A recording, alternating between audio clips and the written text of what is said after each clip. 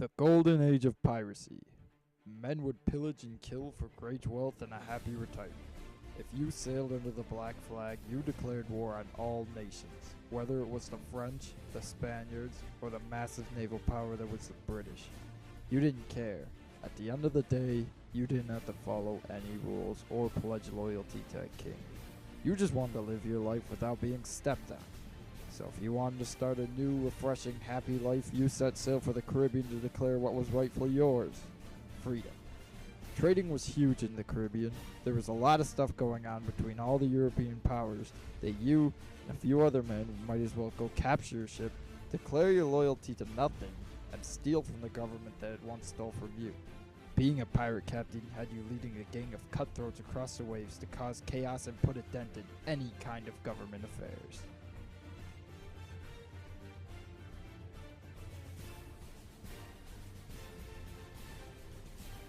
Edward Teach. You may know him as Blackbeard.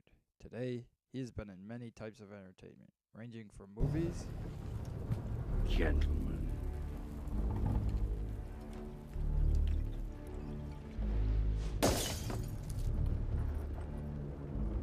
I be placed in a bewilderment.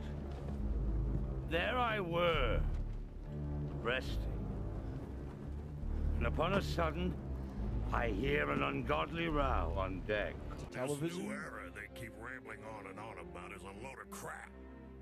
The era when pirates dream of treasure will come to an end? Yeah, right! What are you talking about?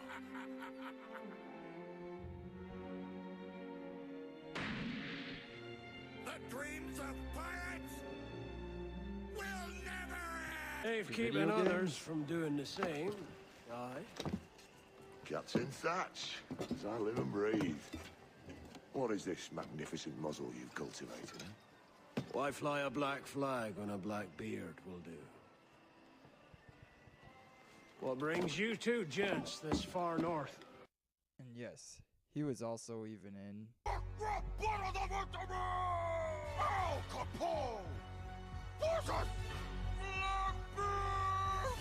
I got strapped with 6 pistols and a dagger. Walk under the black flag with a scallywag swagger. Ain't no parrot on my shoulder and no rings in my ear. I'm an irate pirate, real swashbuckling buccaneer.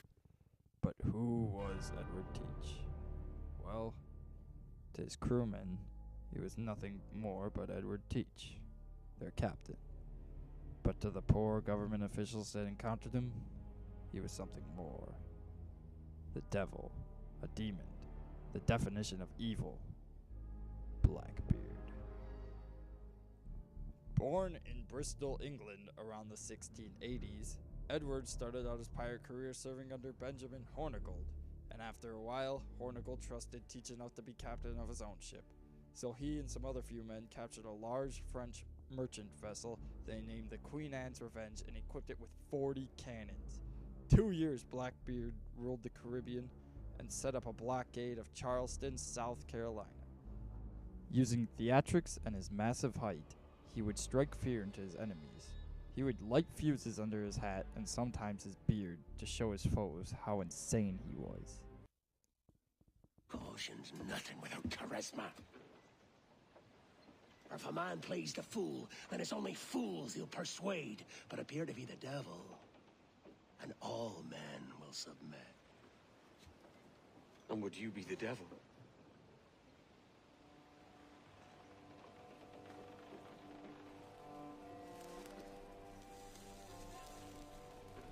Or an audience. Aye. All a big show. Give your quarry something to fear.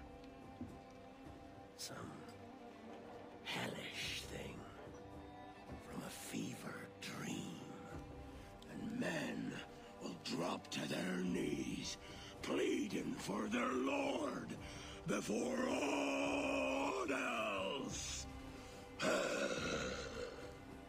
Oh, God. Looks fine. Of course it does. After a while, Teach decided that he had done enough damage to leave his mark in the history books, and that he had enough money to last him the rest of his life. So he decided to retire to North Carolina. Needless to say, he was still wanted by the government. so the British decided to launch a surprise attack on him and his crew. Usually, he would have been able to fight them off, but he and his crew were in the middle of recovering from a hangover when they were attacked. His ship was boarded and destroyed by the British. During his final battle, Blackbeard suffered more than 5 gunshot wounds and was cut from swords about 20 times. Blackbeard was killed during the battle, while the rest of his crew that weren't killed were hanged.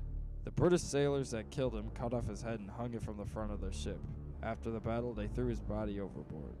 Legend has it is that the body didn't sink right away.